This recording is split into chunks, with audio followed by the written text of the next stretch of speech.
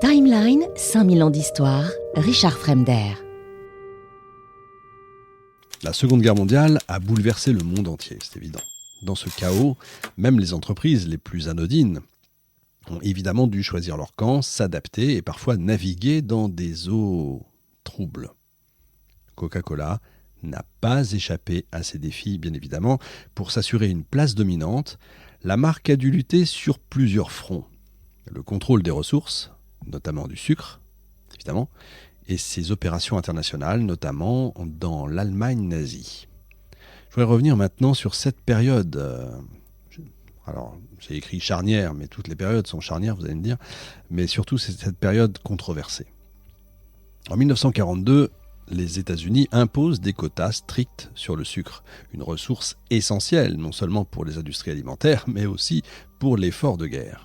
Le sucre est utilisé dans la production d'explosifs et pour nourrir les troupes sur le front. Donc chaque entreprise doit se conformer à des restrictions drastiques. Mais vous imaginez bien que pour Coca-Cola, c'est une catastrophe. Pourtant, Coca va contourner ces limitations en obtenant une part disproportionnée, là je crois que le mot est juste, des réserves nationales. À l'époque, Coca-Cola produit un sirop concentré à base de sucre, ce qui signifie que toute réduction de son approvisionnement pourrait tout simplement mettre en péril sa production. Alors Woodruff, avec son sens aigu des affaires, vous l'avez compris, comprend que cette guerre ne se gagnera pas uniquement sur les lignes de production, mais aussi dans les bureaux de Washington. Aujourd'hui, on appelle ça du lobbying. Pour protéger l'accès au sucre, Coca-Cola déploie donc un lobbying massif. L'entreprise mobilise ses relations politiques et ses alliés dans les cercles du pouvoir. Woodruff, déjà proche des élites américaines, s'assure que Coca-Cola soit perçue comme une boisson essentielle à l'effort de guerre. L'un des arguments avancés est simple mais efficace. Coca-Cola, dit-on, joue un rôle crucial pour maintenir le moral des troupes américaines sur le front. Et ce message fait mouche. Grâce à ses relations dans l'administration Roosevelt, Coca-Cola réussit à convaincre les autorités de lui accorder, écoutez bien, des quotas prioritaires de sucre bien au-delà de ce que reçoit toute autre entreprise alimentaire. Ces efforts portent leurs fruits, bien évidemment, il y a de le dire, tandis que les ménages américains doivent, eux, limiter leur consommation de sucre et que de nombreuses entreprises ferment carrément leurs portes, Coca-Cola non seulement maintient sa production, mais elle est à pleine capacité. Mais ça ne s'arrête pas là. Coca-Cola ne se contente pas de produire pour les troupes. La boisson reste largement disponible sur le marché civil américain, renforçant sa domination sur le secteur des boissons gazeuses. Pendant que nos soldats bravent le danger, buvez Coca-Cola pour goûter un peu de liberté. Pardon pour ces effets un petit peu amusants, mais c'est un peu ce qu'on peut entendre à l'époque.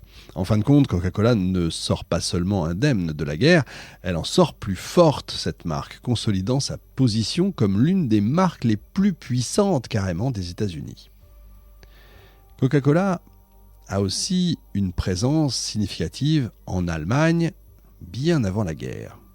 Sous la direction de Max Keith, la filiale allemande devient en fait l'un des marchés les plus prospères de la marque.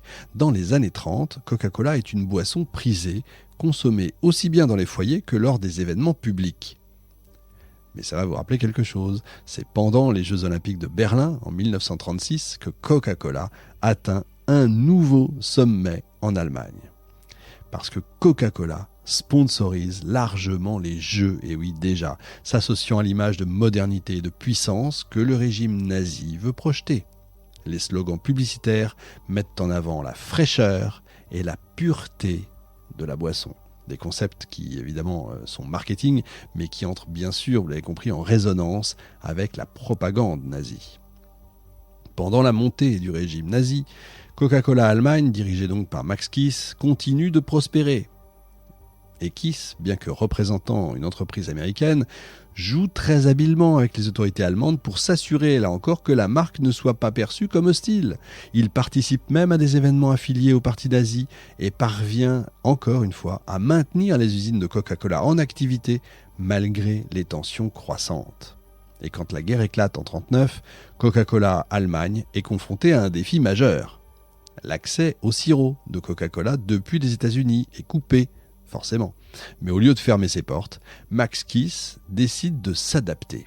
Il va créer une nouvelle boisson à base d'ingrédients locaux, des résidus de pommes et du lactosérum. Cette boisson, appelée Fanta, devient rapidement populaire en Allemagne. Fanta, conçue comme une solution de survie, va dépasser rapidement son rôle initial. Elle devient même un produit phare en Allemagne, utilisé non seulement par les civils, mais aussi par les militaires.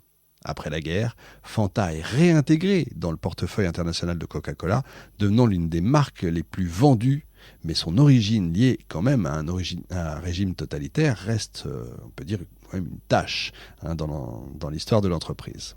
Alors vous me direz, il faut bien survivre. La relation entre Coca-Cola et l'Allemagne nazie soulève quand même une question délicate. Dans quelle mesure Coca-Cola a-t-elle compromis ses valeurs pour maintenir ses opérations en Allemagne ?